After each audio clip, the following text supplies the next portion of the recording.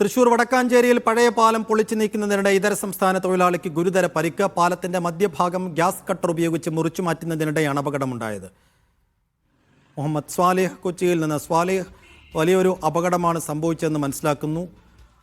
എന്താണ് സംഭവിച്ചത്? തൃശൂർ വടക്കാഞ്ചേരിയിലാണ് പഴയ പാലം പൊളിച്ചു നീക്കുന്നതിനിടെ അപകടമുണ്ടായത്.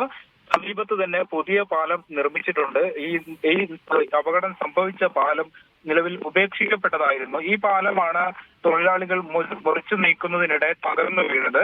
പാലത്തിന്റെ മധ്യഭാഗത്ത് ഗ്യാസ് കട്ടർ ഉപയോഗിച്ച് മുറിച്ചു മാറ്റുന്നതിനിടെയാണ് ഈ പാലം തകർന്നു വീണത്.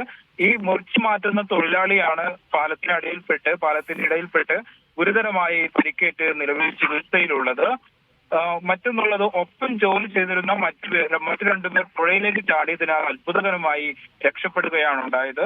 ഇങ്ങനെ വലിയൊരു അപകടമാണ് ഭാഗ്യം കൊണ്ട് ഇപ്പോൾ ചെറിയ അപകടമായി മാറിയിരിക്കുന്നത്. ഇപ്പോൾ ഏതായാലും ഒരു ഇതര സംസ്ഥാന തൊഴിലാളി ഗുരുതര പരിക്കുകളോടെ ചികിത്സയിലാണ് ഇപ്പോൾ.